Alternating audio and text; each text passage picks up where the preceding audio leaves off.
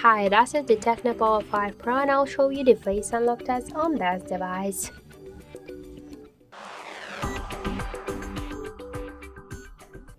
So I just set up my face recognition and now I'll make a couple of tries to unlock the device with my face and we'll see how fast this option is and does it works. So let's start. 1, 2, 3, 4, 5. As we could see, we just successfully just unlocked the device with our face recognition.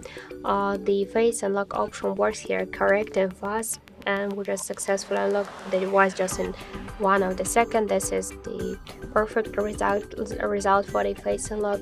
So you could try this unlock method, but don't forget that the face unlock is less secure than the passcode or pin code unlock methods. So that's it, thank you for watching, and if you like this video, leave thumbs up and subscribe.